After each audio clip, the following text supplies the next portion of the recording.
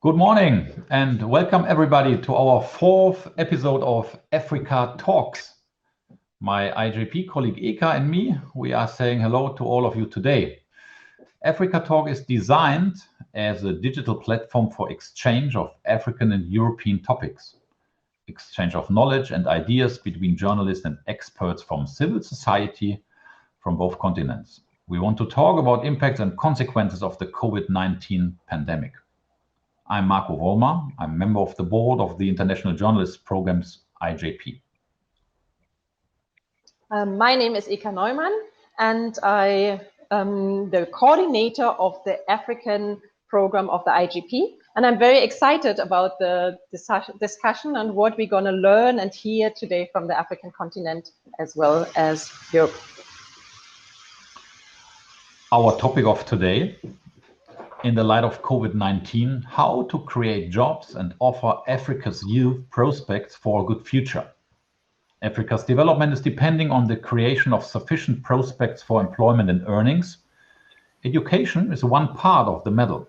In response to the pandemic, there has been widespread school closures across Africa. Research shows that school closures exacerbated previously existing inequalities and that children have been most affected who were already most at risk of being excluded from a quality education.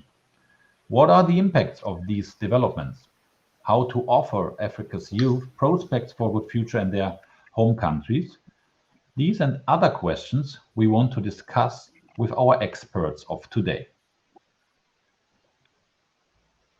I like to introduce to you Mkandawire. He's an education program manager of Plan International, and he started his work at Plan International about 15 years ago.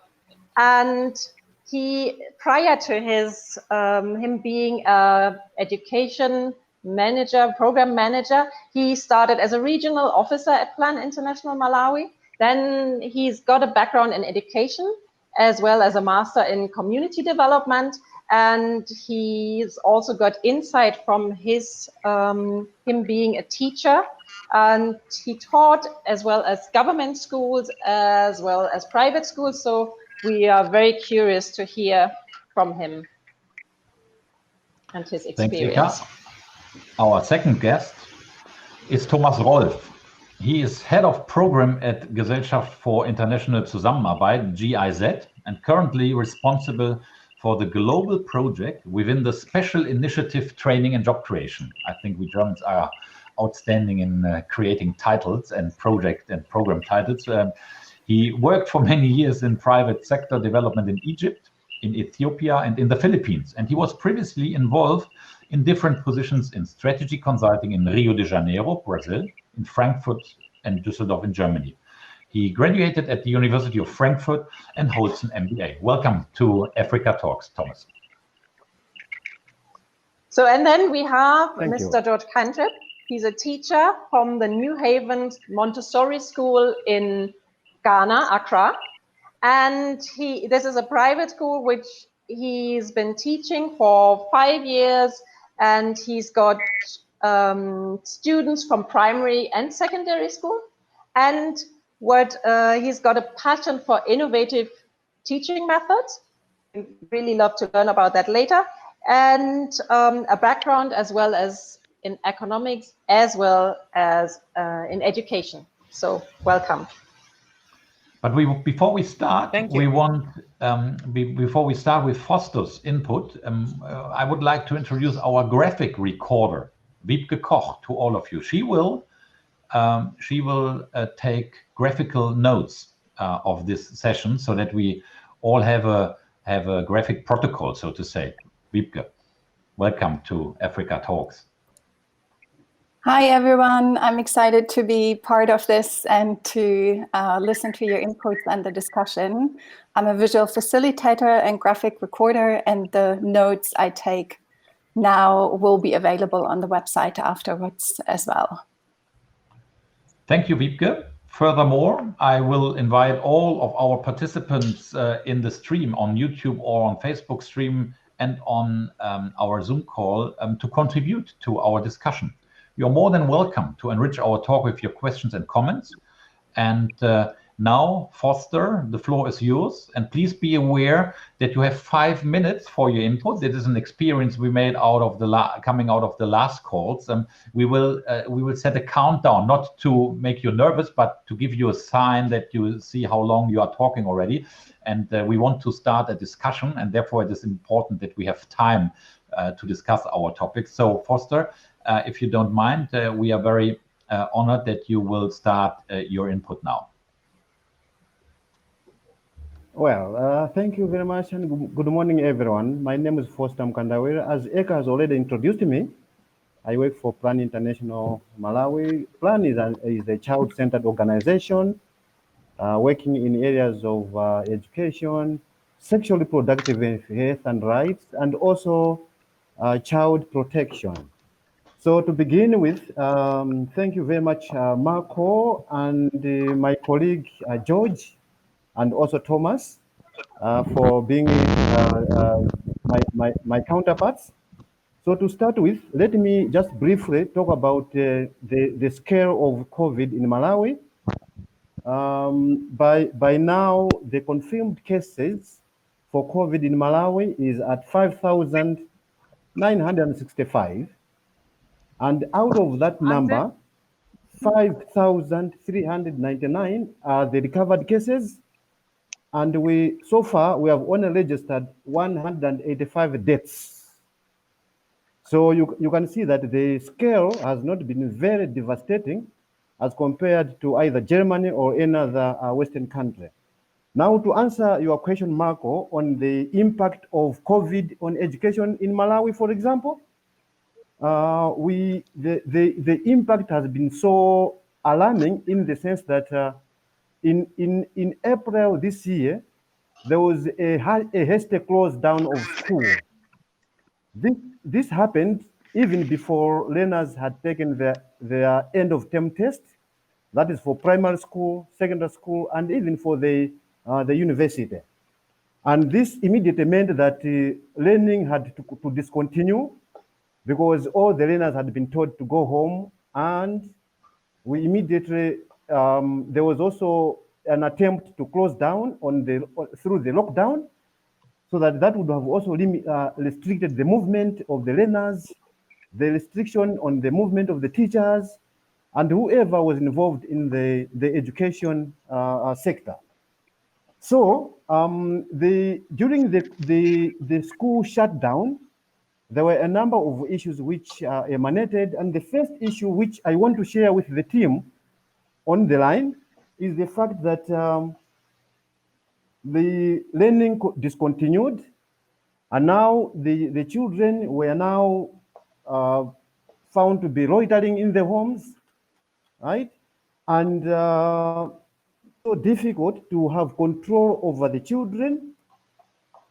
And the first impact is the fact that because of too many household chores, some of the girls, they became pregnant.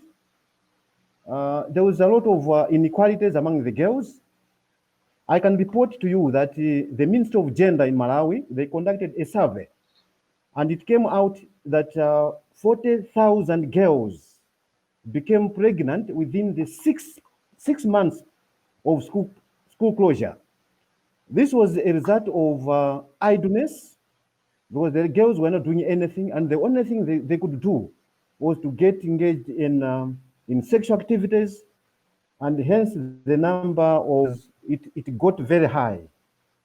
The other impact was the fact that in Malawi we also have private schools, and the directors and even teachers of private schools, they lost a lot of income, because once the schools had been closed, it means school fees collection had been stopped.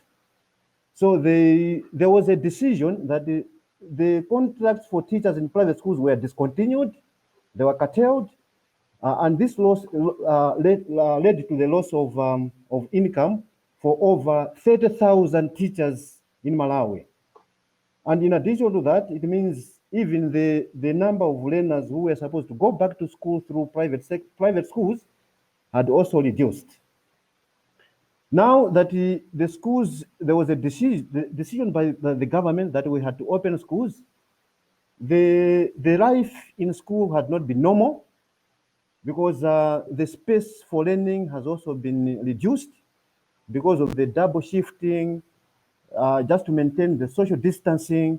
And to that effect, it meant that the schools were now being managed through the shifting, the staggered learning, where a group of learners were coming in the morning, another group was coming in the afternoon, and this created a lot of pressure on the teachers as well as the learning space, because we had to maintain the social distancing. And the other impact, even after schools had opened, was that among the guidelines for school opening was the fact that all the core curriculum activities had to stop immediately. So even if learners had been called back to school, but there were some restrictions on the social gathering, so that the extracurricular activities could not take place, no sporting, no clubs, no interaction among the learners. So the only thing that would happen is just to go to class, knock off and go home. And that also has an impact on the social emotional learning for the learners. The other impact of COVID is the fact that it has revealed to Malawi government that we were not prepared, yeah, because even after schools had opened, it has been discovered that so many schools lack potable water, and about 400 schools in Malawi, they lack potable water. One of the COVID protocols, prevention protocol, is the fact that the learners have to wash hands, teachers have to wash hands, and in the absence of the potable water, it means the habit of hand washing has been hampered in some of the schools because of lack of potable water. So briefly, this is what I can talk about, especially the total number of girls who had been found to be pregnant is so high, about 40,000 girls who were pregnant and they could not return to school. Let me quickly also talk about the positive impact. The positive impact of COVID in Malawi is the fact that we have also learned that we can diversify the learning process. Instead of relying on the classroom setup, we should have also tried to do the online learning, the distant learning, and even make sure that we promote the radio lessons, so that even learners, during the emergencies, learners can be able to still attend lessons in spite of the shortage of space in schools. So briefly, this is what I can talk about in terms of the impact of COVID in Malawi education system. Thank you very much, Marco. Okay, thank you very much, Foster Mkandawire, for these very interesting insights. And now, Thomas Rolf, now the floor is yours, and we are delighted to hear your input. And we would also appreciate if you could stick to our 5 minutes so that we have time to discuss in the end. Thank you very much. I'm switching on the timer. Yeah, thank you very much, really, for the opportunity to introduce the special initiative on training and job creation, how it is called. You already mentioned we have long titles sometimes. In short, it's called Invest for Jobs. But it's also a pleasure, really, to be connected here with colleagues in Malawi and in Ghana. And I'm really looking forward to the discussion afterwards. Now, I mentioned the initiative, in short, Invest for Jobs. It's an initiative by the Federal Ministry of Economic Cooperation and Development, and implemented, among others, by the GIZ and the KfW. So the institutions that implement the development cooperation for the federal government in Germany. Now, the political background, just in one word, is that the special initiative is connected to the G20 Compact with Africa, and also the Marshall Plan with Africa. And it had, and it has still, the objective to create new and better jobs in selected countries. There are 7. I'm coming to that, and the number is 100,000 jobs. So that is the target. Now, when in February and March, COVID, the pandemic arose, we changed the objective in that way that we kept the 100,000 jobs, but we also added another target, which is to maintain and to keep already existing jobs. And I'm giving one example within the initiative, how we did and dealt with that. Now, at the moment, the initiative is active in Morocco, in Tunisia, in Senegal, in Ghana, and in Ethiopia, in Cote d'Ivoire and Rwanda, and hopefully very soon also in Egypt. Now, the example I would like to give you is called the Digital Skills Accelerator Africa. As a methodology, you can imagine that we were searching for companies. Oh, by the way, I should mention something. The unique selling point of the special initiative is that we not trying to set up policies in these countries and then wait for the impact years after. What we're going to do is we talk directly to companies and we make kind of a deal saying, what is the obstacle, the investment barrier that you have to invest in jobs and to employ people? And then they would say, yeah, we need people trained in this or that. And we would say, okay, that's exactly what we do. And we're going to build a training center for your needs and other companies, and you employ them. So it's more like a bottom-up approach rather than a top-down approach. So we had in this one example, the Digital Skills Accelerator, a bunch of companies, also large companies, companies based in Ghana, for example, smaller companies, medium-sized companies, bunch of them, and they created an association. And it turns out that the field of digital services, so we're not only talking about programming, but it's like digital services, on-site support, business process outsourcing, this kind of things are a real opportunity and is a trend, I'm rather sure, for African countries where they can expand and create new jobs, especially for young people who come out of school, because traditionally they are more IT connected to rather than probably the oldest generation. So they have like a very good chance to find jobs here. Now, as an example, within the Digital Skills Accelerator Africa, in a response, I mean, we had many of them. One example was that there is a company called Majorel, which is also active in Morocco and in Ghana.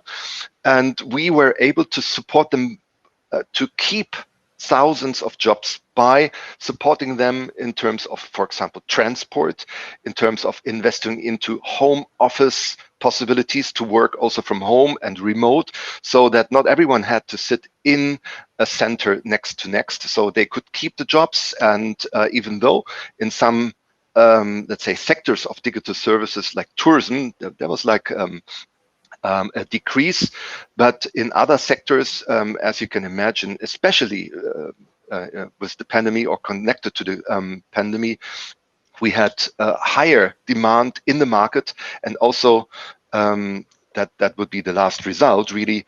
Even though we had COVID, there are jobs being built in that sector, and that keeps us very hopeful, and I think it's promising. So this was 5 minutes. Thank you very much. Thank you very much, Rolf, for these interesting and promising insights. And it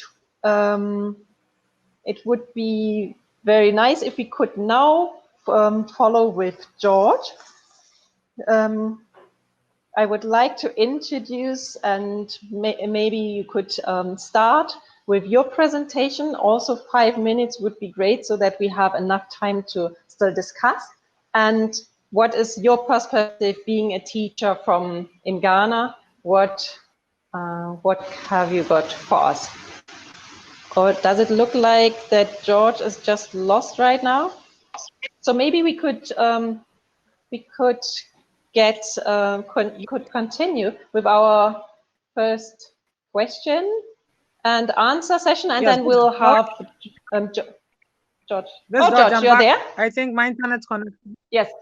Yes, please. I'm around. Okay, that's great. So please start with your presentation and tell us what the things are like in education and in school in Ghana. We are curious to hear from you. All right. Thank you so much for such an amazing platform. And indeed, I would say, you know, before I start my presentation, I would want you to just key in or write in these words: OPPORTUNITYISNOWHERE.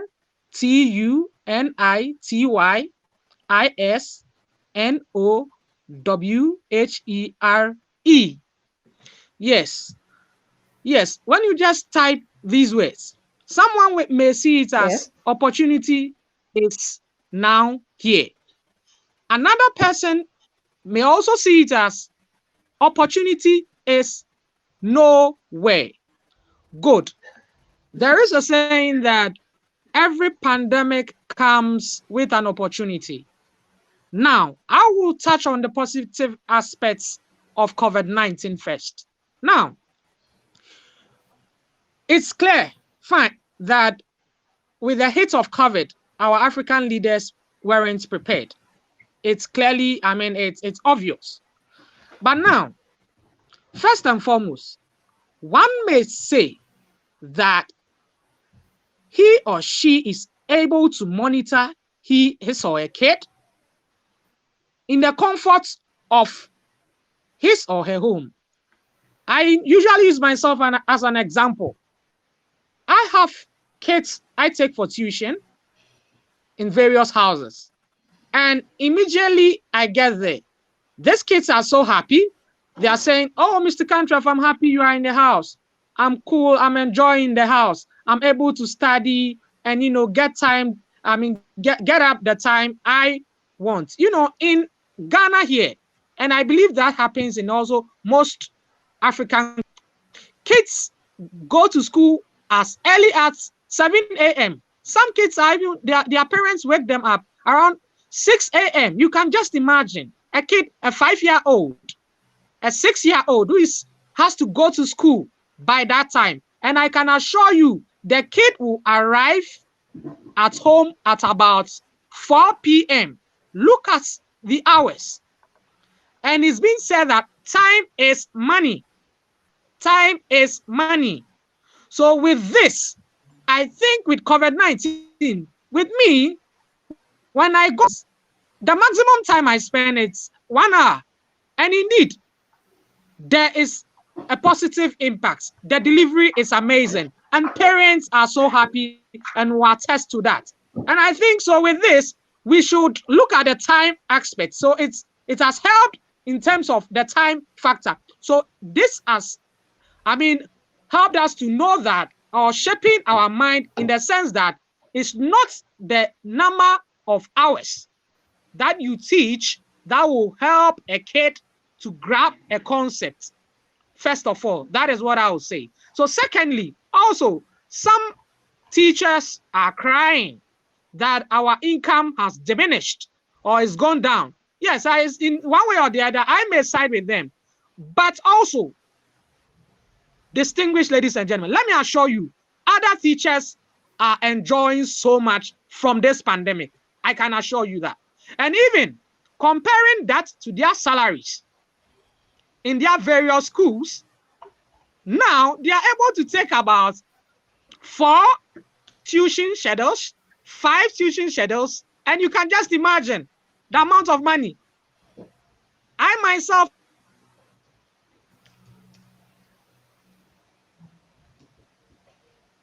So it looks like we have lost Mr. Cantreph.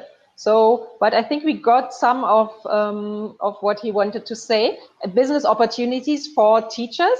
I grasped come there. to stay. And so we ought to, make up our mind that indeed COVID-19 has come to stay with us, and we should adopt different strategies. Also, now our mode of tuition.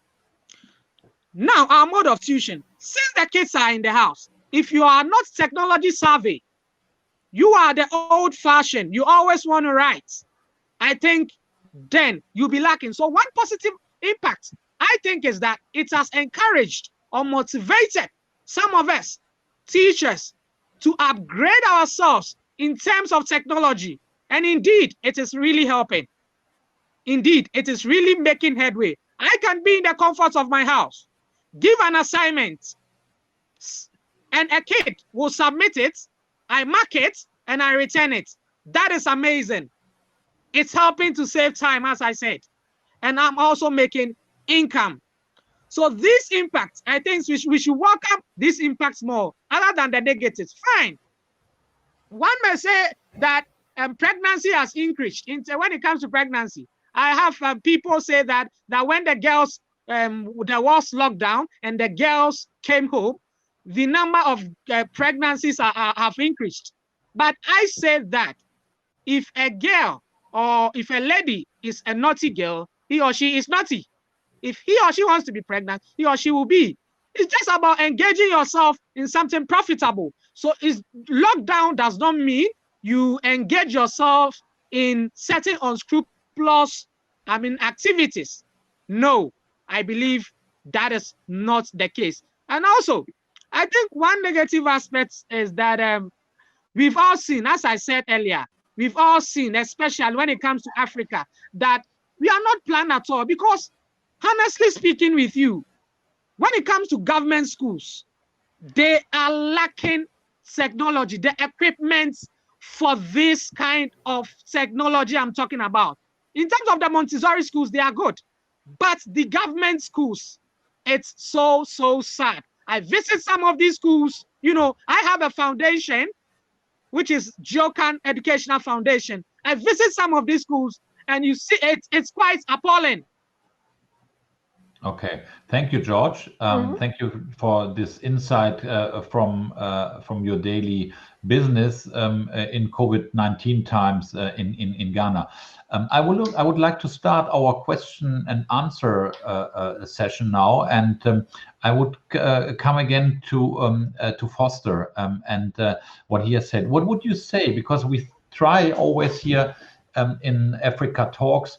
Not only to describe the situation in which we are, but also to think about and to exchange ideas about how to solve things which we have seen, which we have recognized as problems or challenges. And what would you say, Foster? How could governments improve the educational system? We come later, Thomas, to the question when it comes to how to get jobs or to create jobs. But first, like when we start at the bottom or at the basis, so to say, of all our societies, what would you say, Foster? Like, what should be the role of governments to improve the system? Thank you very much, Marco, for that question. As I said in my explanation, in my presentation, there are some positives that we have learned from COVID-19. And one of the issues that we have learned as a big lesson, which comes also as a positive impact of COVID, which I didn't mention, is that it has created an opportunity for both global and national organizations or partners to have a look at the way we can deliver education in Malawi. For example, it is now very clear that we have to embark on a blended kind of learning and teaching, where we have to promote the use of high-tech learning technologies, approaches, so that in times of this, because COVID, as George has said, COVID has come to stay. So we just need to try to reorganize our education. It can't be business as usual, but we have to look at how best we can deliver our lessons in the most technological fashion, other than in the most traditional fashion. So in Malawi, there have been attempts to use the radio, to use the e-learning, so that learners are not deprived of learning completely. So one of the recovery mechanisms was to ensure that was to ensure that we also, apart from the e-learning, apart from the blended kind of learning, we also need to prepare ahead of us. We have to expand the learning space because it has shrunk so much. We also have to, you see, we also have to employ more teachers so they can also handle the increasing number of learners in the context of the social distancing, where we have kind of split a single class into two. It means where we had one teacher, we need to have one or two more teachers so that they can attend to the increasing number of learners in school. So briefly, I can talk about one, we have to embrace the blended type of learning and teaching, use of high-tech methodology, and also increase the learning space so that we can absorb the number of learners that have been split. Now there's what we call the staggered learning. Some they come in the morning, others they come in the afternoon, and worse still, some have to skip even a day before they report back to school. So briefly, this is some of the recovery mechanisms that we can sustain learning in Malawi. Thank you very much. Thank you very much, Foster. I have a question. Both of you mentioned that there's an increase of pregnancies of young girls who were supposed to attend school and now fall pregnant. From my understanding, it always takes two to fall pregnant. So I would you see a responsibility of the boys as well, or the men? That's one side question. But what I would like to build a bridge and find out, do you think that the school system provides enough opportunities or possibilities for girls to later find jobs which can take care of them? So do you think that schools prepare girls enough to then have a chance on the job market later on? George, you want to take it or I start? Then you can complete. Yes, maybe George, you start. Okay, thank you. Okay, thank you so much. First, I'm very sorry for that. It was truncation in internet connection. I believe our school systems, when it comes to Africa, unfortunately, we don't prepare our ladies so much to be able to compete in the job market. There is a saying that by Kwejre Agri, was a Ghanaian, that if you educate a man, you educate one person, but if you educate a woman, you educate an entire nation. But unfortunately, our leaders have relegated this, and we don't concentrate so much on that. Most girls, I think, to me, for what I've seen and from my experience, I think they are not challenged enough. For example, when it comes to selection of class prefects, okay, the boy will be the prefect and the lady will be an assistant. Why can't it be the other way around? It can also be the other way around. But from my experiences, from various schools I've visited, always, okay, we need a boy. The boy will be the prefect, the lady will be an assistant. This has a psychological effect on the girl child, to me. It has a psychological effect. So I think we should motivate the girls enough. Tell them that you can make it. You can occupy this position. You can do this work. This work is not only meant for boys, for managerial positions are not only meant for men. No, ladies can also occupy very gargantuan positions in Africa. You can attest to that. We have wonderful in Ghana. We have amazing ladies doing so much well. In telecommunications, they are doing so much well. When it comes to industry, production, they are doing so much well. So I believe it started from their background. And I believe also we as parents should also encourage our kids and tell them that, yes, you can also be like this person in future. Thank you so much. Foster, would you like to? Thank you. Would you like to add something? Yes, I want to start from where you stopped, Eta. That it takes two for people to tango. the boys are back to school. The girls are at home because they have to nurture the pregnancy, right? Now in Malawi, for example, there is an opportunity, right? The government of Malawi deliberately, even before the onset of COVID, they had formulated and approved a policy on readmission, just to allow girls who have fallen pregnancy to go back to school as soon as they have delivered, right? So we are going to put to test this policy, especially this year when we are starting in January. So all the girls who might have delivered or they will deliver, they will be allowed back to school. But the policy mentions that the girls must go to a different school, not in the same school that they were in the previous term before they became pregnant. So there is an opportunity that once the girls have delivered, they'll go back to school, and as long as they finish the secondary school education, government has also constructed a number of community vocational centers just to absorb as many girls as possible, so that they can be educated in carpentry. They can also do some engineering.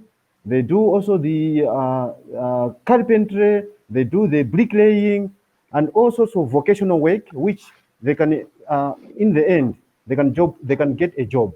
So in Malawi, not everything has been lost, because as long as we allow the girls to go back to school, some of them can even proceed to university if they work very hard.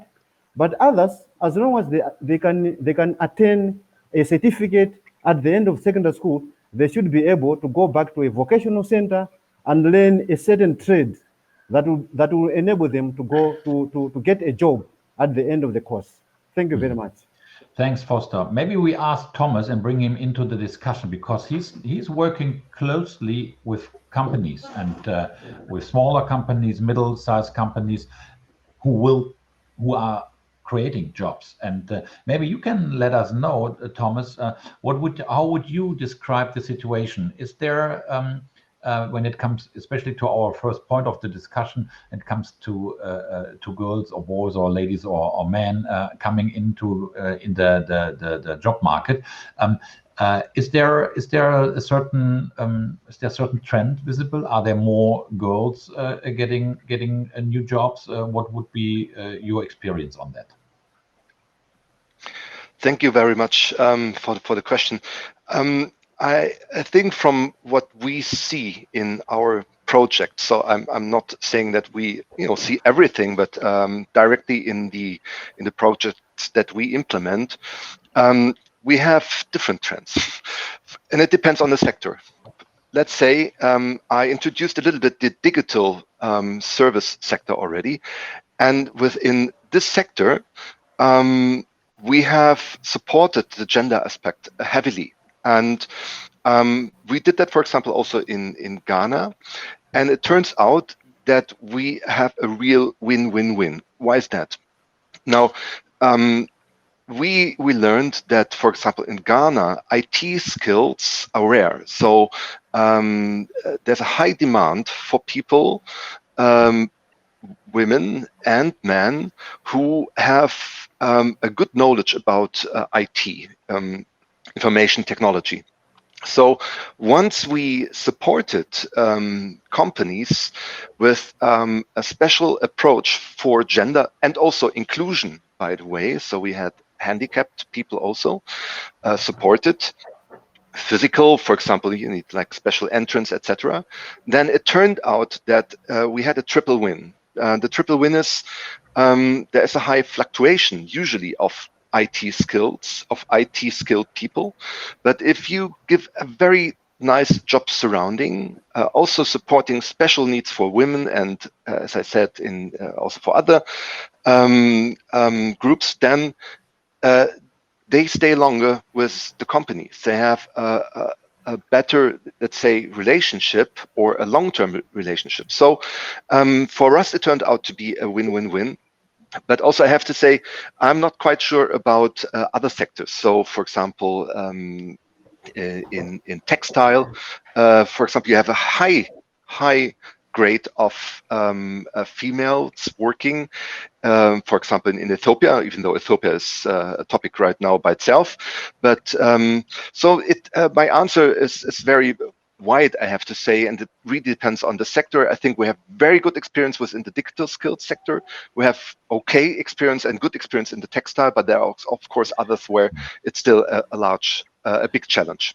And allow me one more question, Ika, if I may. One more question. Sure. From the foreign perspective on African opportunities. Thomas, you're working from Germany. What would you say? What could foreign governments, foreign programs do to improve the situation, the job situation on the African continent? What could we do? Is it that you say your concept, your project is kind of a best case thing? Is that the way, or is it a mixture? What would be your recommendation? I tried very short, of course. Now, I think especially, let's say, the cooperation between governments and companies and the civil society has learned to approach its goals by a systematic way. So it's a little bit like top-down. So, if we look into education, we would define a policy, we would need to train the trainer, and then after some time, but it will take some time, you would have like educated people on the market that are being employed by companies. And I think this is absolutely correct, and we have to do that. But probably we missed something in the last maybe 10, 20 years. And in fact, I would say that the approach that we are running, a bottom-up approach, has a charm. And I think we need some kind of a paradigm shift, as we used to say, but also like kind of a new deal between education and companies. For example, if you ask companies, could you hire more people? They would say yes, but they are not skilled as we need them. And if we take them, we have to train them for another 6 months or even longer. So we need some kind of a quick win solution between companies that are willing to invest, that have demand from their supply side, and that need more people but just can't find them. So I think we need quicker reactions to this situation, and the special initiative, in fact, is an approach who's trying to do that. Of course, we were also surprised by the COVID situation, but in my example, I showed that even there we had a very good answer to keep those jobs, because it will be much harder to re-employ them later rather than to keep them for a while. But yes, I think we need somehow a new deal which goes directly, and not systematic, but directly into one point. What are the investment barriers? What are the obstacles for you companies to hire thousands of people and then train them specifically on these demands? Thanks. Okay. Thank you very much. I have another question. There's millions and millions of jobs needed. Would you have, like, for companies who are maybe watching right now, young entrepreneurs who have ideas, would you have like a key learning or key idea where they could start and which way they could shape maybe their thinking in order to put more emphasis on employment? Okay. Question goes good. to? I'll take that. Oh, sorry, Rolf. Sorry. Sorry. Oh, sorry. It was aimed at Rolf. Sorry, I wasn't clear there. So maybe Rolf could start, and then you could jump in later. Okay. In a nutshell, I think it is very clear that there are sectors that are going to produce thousands, 100,000, if not millions of jobs in the future in Africa, on the African continent. Knowing that there's no Africa, I know that. I lived there 8 years. So it depends very much on the sector, but there clearly mobility, logistic, but also health and digital skills, as I said. The whole digital scope of workplaces are going to increase dramatically. And I think I could try to not explain it, but to give some explanation why we think that is so. But we're pretty sure. So if you look into the future sectors and you look at the different value chains, take logistics and health, they are connected. And also they can be connected with digital skills. Maybe we were talking about apps, new innovations that allow to move faster valuables or pharmaceutics through the different countries. That's where we think there's a high potential future for millions of jobs. So, but as we also see, there are a lot of challenges to bring together the training field and the company field into one. And this is where I think we have to learn and be much faster. But yeah, my advice would be look into the future trends, but not in 20 years. This is right up there. After COVID, we talked to a lot of companies, as you said, and we see there's a high interest to go into these countries. And we need a new way of how to sit on one round table and talk with all partners for quick results. We need quick results, and just to complement the systematic work that we did and will do more on the bottom up. I have just a quick follow-up on that one. Would you think that the educational system, like the primary and secondary school system, does it prepare those people who are then part of your programs? Does it prepare them properly, or is there a gap somewhere and something needs to be fixed there? Also depends on the sector. No? And I think I wouldn't dare to give an answer. I think we need to listen to exactly those companies that are going to invest. And they would usually say, yes, we invest millions, 2 digits, 3 digits, millions into these countries. Think of, the investment for an industrial park in which you would find operations or production. You have like whole textile production in Ethiopia. This is a huge investment also by the companies. And so they,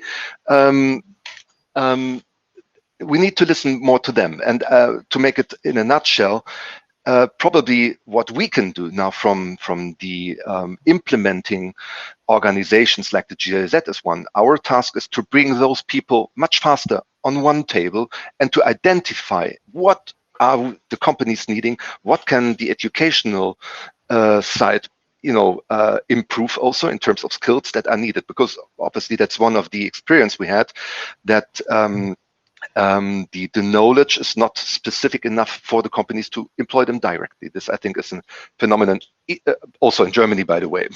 So this is a worldwide situation, probably. Okay, Foster, have you got something to share on those questions as well?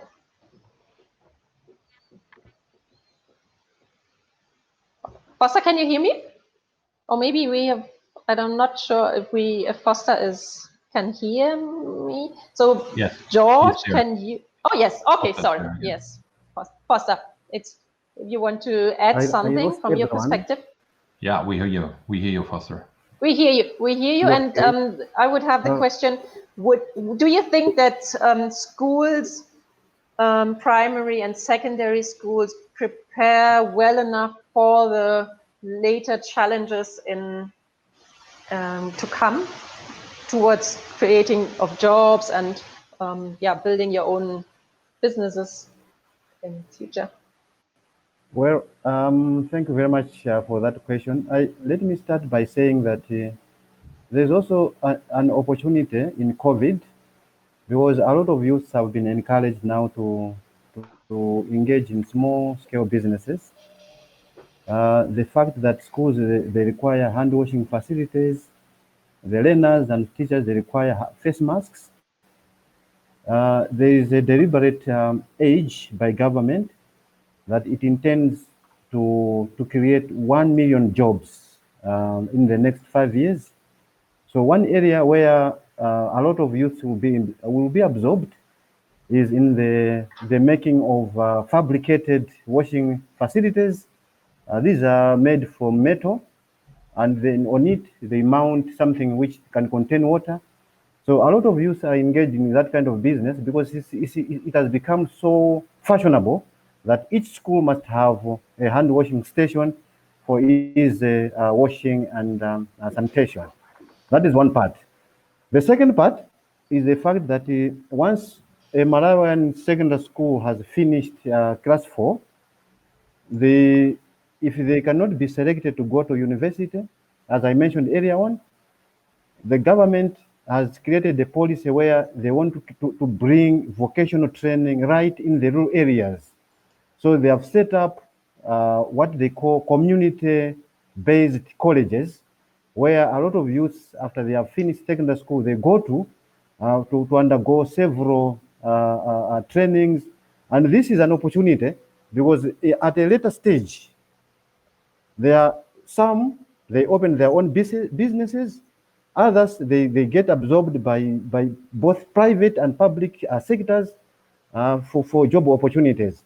So I can say that in the context of COVID, there are so many opportunities because there is a mushrooming of businesses where they have to make hand washing facilities, they have to make the masks, and also prepare well for establishing the hygiene and sanitation in schools.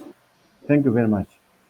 You mentioned in your statements before also the role of e-learning, of digitalization of education, and I would ask our teacher here in that really inspiring discussion, George, what would you say, like, what should be done to digitalize more and stronger the schools in your country?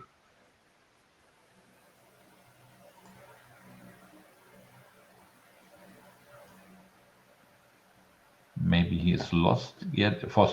There he is again. Oh. George, did you get my question?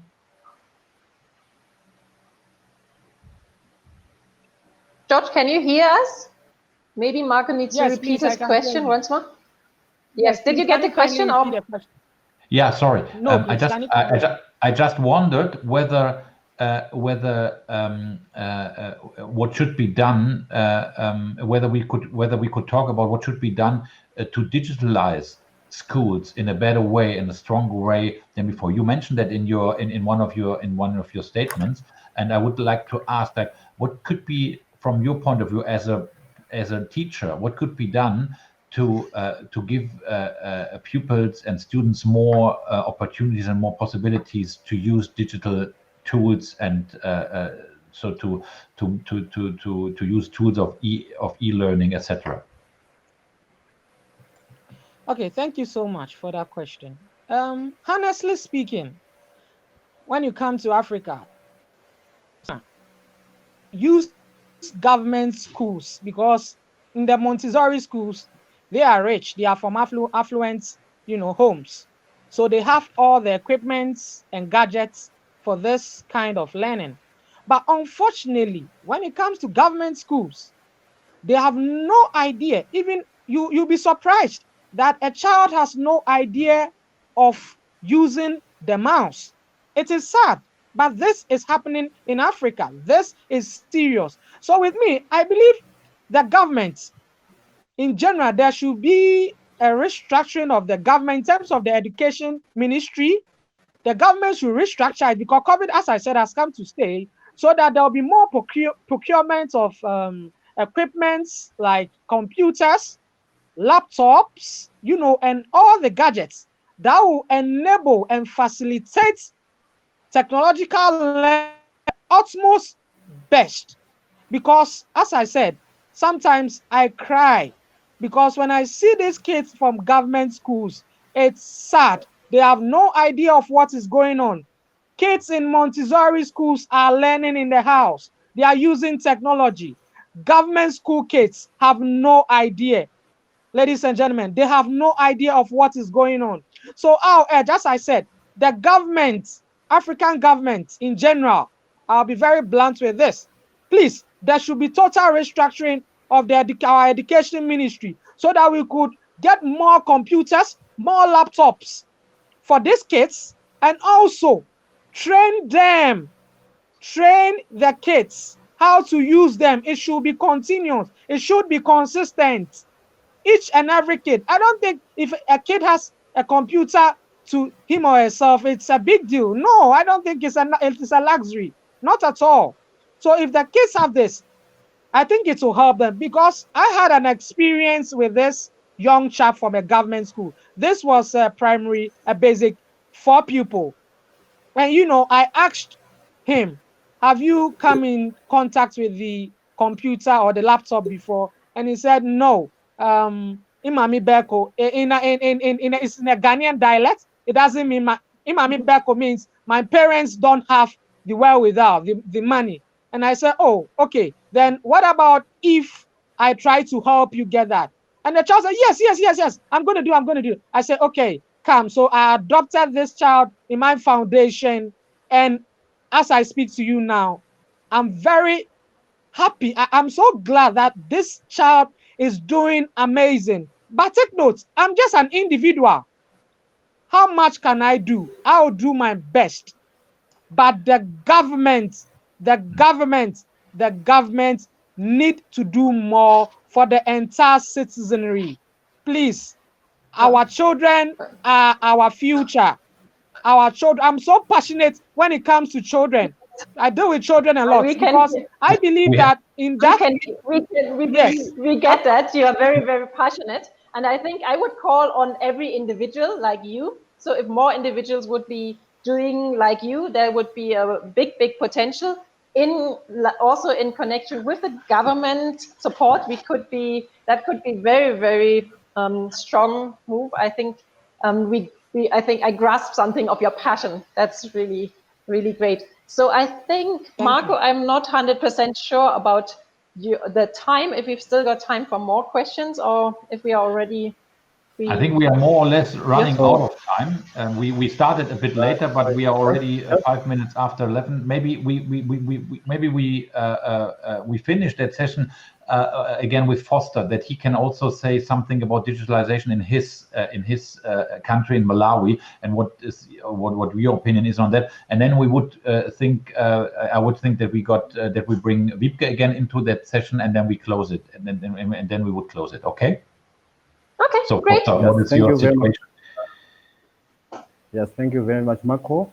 Building on what George has said, in Malawi, it is a contrast, especially that the ICT infrastructure is not well developed, both in rural and even in the urban setup.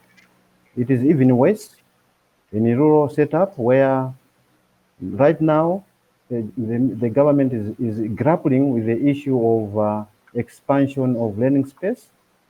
Now that learning in the 4 walls may not be possible, it means we now have to change the priority. We have to improve the infrastructure in terms of the ICT. And in Malawi, in the urban setup, maybe from Ghana it's different, because for both government and private schools, it's very easy to set up to do the digitalization of education. But definitely and honestly, with you team, in the rural setup, it is even worse. We don't even know where we can start from, even for both private as well as the public schools. So we still have a long way to go in terms of developing the infrastructure for ICT, because we can't embark on the digitalization of the learning even before we have improved the infrastructure. Thank you very much. Mm-hmm. Thank you. Marco, have we also got some questions in the Zoom link? I just checked. I just checked. There are no current questions, but I checked also, maybe interesting for all of you, the numbers. Like we had on Facebook more than 250 people watching us, and on YouTube also almost 200 people watching us. So this is a very good term, which shows us that our topic here is really interesting a lot of people, and not only our bubble here, so to say. Yeah. I think, and I'm not quite sure technically, if we have a Wiebke in the call, because she just gave me a sign that she is lost. I don't know. Maybe a question to our director behind that show. Could we bring her in, or is she lost? Or do we have lost her? So, but I have I've got in front of me what she designed, so I can try to explain to you, even though not show you properly. Oh yes, there it is. Wiebke, you are in. Please explain it yourself. What you have got. Okay, so yes, we can see. Yes, I think I can. Now we hear you now. Yes. Yeah, we hear you too. So yes, please explain what is. Please explain what you have there, what you grasped from the session, quickly. Okay. Again, there has been so many beautiful, enriching inputs here. I'll try to summarize what I got. Is the same in both Malawi and Ghana, is an overwhelm of the government not being prepared for the situation as COVID started to happen. In Malawi, interestingly, though, there has only been 185 deaths, which I find remarkable.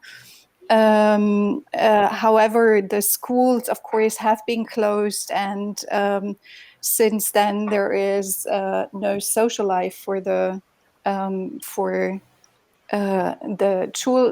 school children. So therefore, there's a lot of loitering going on. The kids have no activities.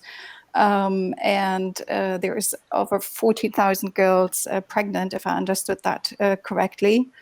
And hence that also raised questions about girls or even ladies in adult life are still being discriminated or not.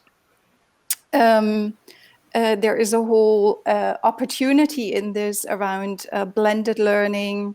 There seems to be every technology engaged that they can get hold of, online, of course, but also radio learning. And the Ghana case showed us that it's not only the downside of teachers not having being paid from the lack of school fees, which didn't come in, but also there is new business opportunities for teachers on the other hand side. And the kids seem to like that they don't have to get up so early and can study from the comfort of their own home. So there's always ups and downs or two sides to the medal. And then we have, of course, the amazing GIZ program, which has been designed as a win-win-win partnership to create and now also to maintain, importantly, 100,000 jobs, in particular through a digital skills accelerator. And one of the huge questions around that seems to be how to be more tailor-made for the corporations, for the businesses who want to employ people, but say they can't actually employ people right away because they are not trained well enough.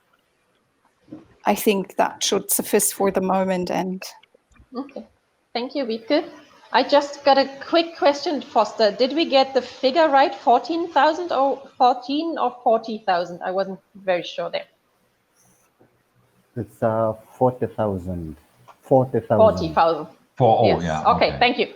Yes, we will correct that. Thank you. Thank you very much. So that's even more impressive figure.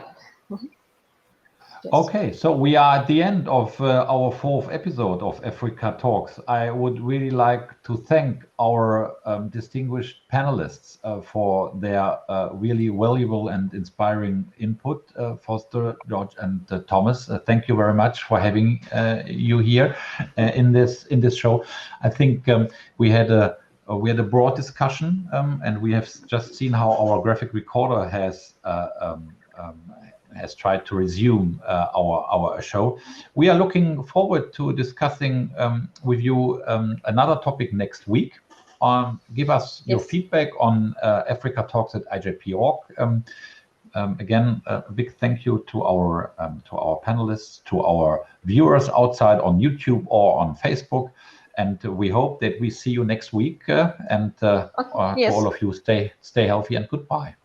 Take care. Yes, thank you. And next week, Bye-bye. yes, and next Thank week you. we will discuss on a topic which I think we touched today, and I have the feeling it's very important that we go deeper into it, women and gender issues. So I think we can also have a look at these women pregnancies or school dropouts from the perspective of the women. We didn't have that side so much today. So next week, please be with us for women and gender in the light of COVID. Bye-bye. Thank you much also. Bye-bye. Bye-bye. Bye-bye. Bye-bye. Thank you, Thank George. you also. Bye-bye. Good night. Bye-bye. Bye-bye.